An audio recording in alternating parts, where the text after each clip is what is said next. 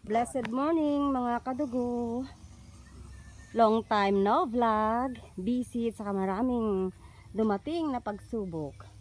As usual mga kadugo, andito na naman ako sa Bugoy's Farm. Ayan. At sabi ko nga, ang aking panganay na pamangkin na ang magtatanim dito sa mga gitna ng mga tanim namin na saging mga kadugo. And right now nandito yung mga kasama niya, Edmel's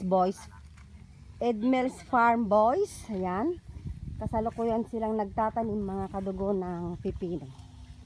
Ano yun, sa Ilocano is nagsusugot ay hanga kwan, hanga direct seeding, ay direct planting yung, hindi pa ang pahinga na mula natin ya.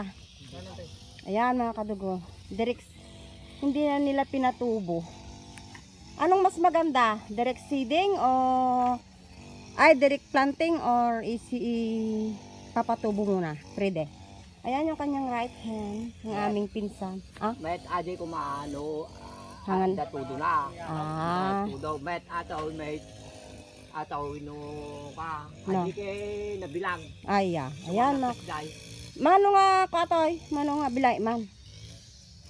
1, 2, 3, 4, 5, 6, 7. Ati bukil nga nasarap. Hanati bato. Ay abot 1, 2, 3, 4. Basta 200 daw yung itatanim nila mga kadugo. Ayan si Alphon, 10. si Lalat. Ay, Jonathan ko naman ta. Jonathan Bartolome. Lalat. Mas maganda yon. Tumaray kan tumi nga kagawad. Ay, dati pala Jonathan, Lalat, Bartolome para sa kagawad. Ayan mga kadugo. Tignan natin yung mga tanim nilang nauna mga kadugo. Meron silang tinanim. Ayan. Samahan niyo muli ako mga kadugo sa aking pamamasyal dito sa Bugoy's Farm. Kumusta po ang inyong nagdaang isang linggo? Wala akong vlog sa nakaraang linggo kasi sabi ko nga kanina, binabagyo po ako ng problema, binabagyo po ako ng pagsubok. And I would like to give honor, praise, and thanks to our dearest Father in heaven, in the name of Lord Jesus, our Savior and Lord, according to the Word of God. And I believe, dahil sa kanyang biyaya, sa kanyang tulong, nalutas po yung mga problemang dumating sa amin sa nakaraang linggo. Ayan si Balong mga kadugo, nag-aano siya, nag-grass cutter.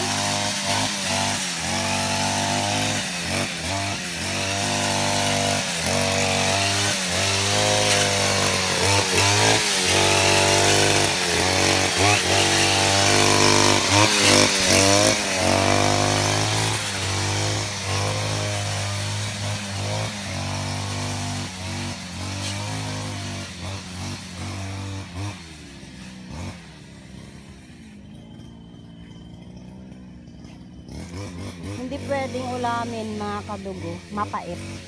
Ito, kanyang grass cutter, itong mga gitna ng mga tanim namin na sabi mga kadugo. Maraming bunga mga kadugo, kaya lang, ayan, mga kukunti lang yung sapad. And thanks God also, dahil umuulan po ngayon sa amin. Yan, malinis na po mga kadugo ang mga gitna ng aming sabingan dito sa Bugoy's. Balik po tayo mga kadugo doon sa pagsubok. Yes! Salamat sa Diyos. Ang kanya pong nilutas ang aming mga dumating na pagsubok. Although talaga pong ang hirap, pero salamat sa Diyos sa kanyang mga salita na siyang nagbibigay sa akin ng lakas at will para lumaban sa mga hamon ng buhay. Ayan, ito yung mga nauna nilang mga tanim, mga kadugo, na pipino. Bali, ano ito, yung pinatubo nila, hindi direct planting. Hanggang doon. So, naniniwala po ako, mga kadugo, na walang taong hindi dumadaan sa mga problema. Dahil ang problema ay kakambal na ng buhay ng isang tao. Pero may pangako ang Diyos. Sabi nga niya na hindi niya tayo bibigyan, hindi niya iaalaw ang isang problema na hindi natin kakayanin.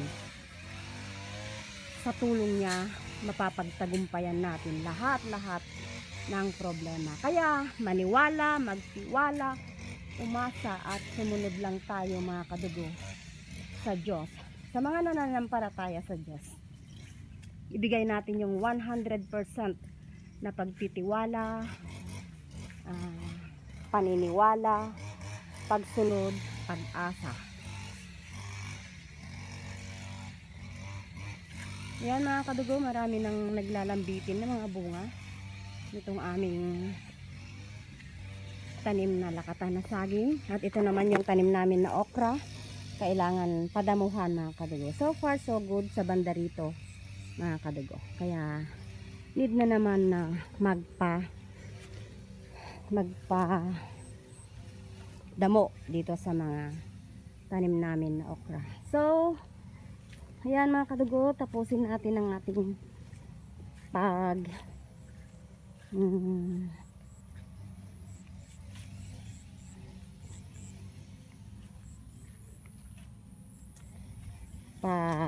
pamamasyal. Bigla tumigil yung isip ko, mga kadugo. Puntahan natin ito, pinaalis namin. Yan, lahat po yan ng gitna ng green scatter ni balong. Parang gusto kong mamitas ng talong kung meron. Pero wala naman akong nakikita, mga kadugo, na bunga. Masarap ang talong na bilog, mga kadugo. Ito. Kuha tayo. Lagyan natin ng yung dried shrimps at saka dahon ng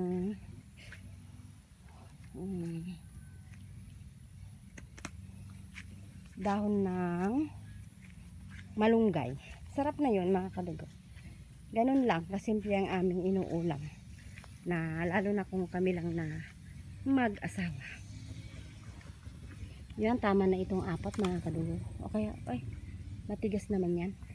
Tapon ko. Bukas mag-aabono ako, mga dugo, if God permit, dito sa mga saging.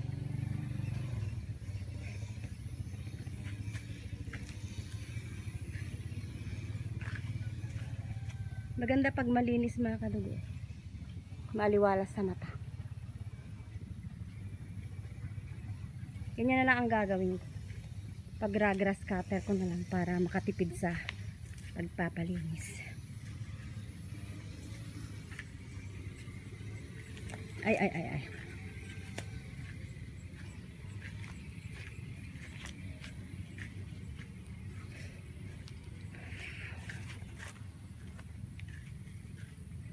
Malapit na ang election, mga kadugo.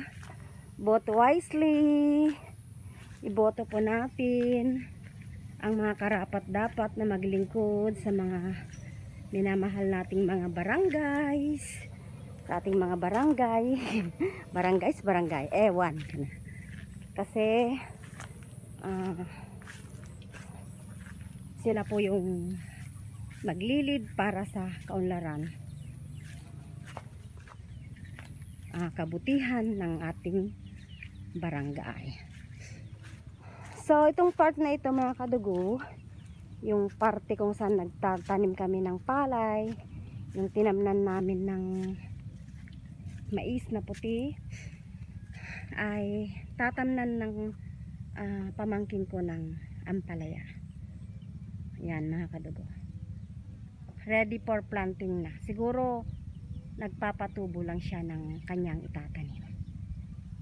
So,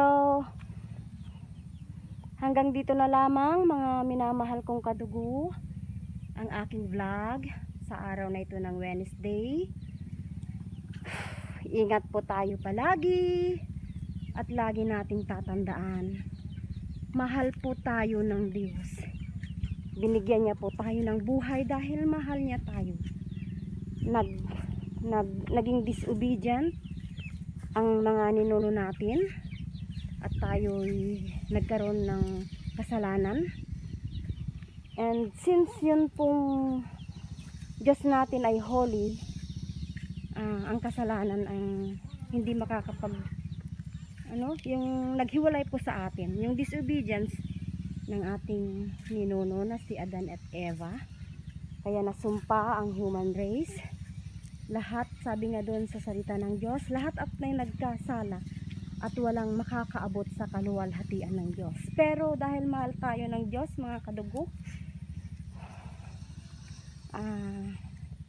He chose to give His only begotten Son to suffer and died on the cross para sa kapatawaran ng ating mga kasalanan. Ang ating pong gagawin, maniwala po according to John, we should believe in the one and only true God and also believe in His Son Jesus Christ as Savior and Lord, and muli tayo magkakaroon ng relasyon sa Kanya at masasave po tayo sa hell, and then magkakaroon po tayo ng buhay na walang hanggan sa piling niya sa Kanyang kaharian. So, itatak po natin sa isip, mahal po tayo ng Diyos. Magbasa po tayo ng Kanyang mga salita para makikilala po natin ang Diyos na lumikha sa atin. So, hanggang dyan na lamang mga kadugo ang aking vlog sa umagang ito. Bye-bye! I love you with the love of the Lord.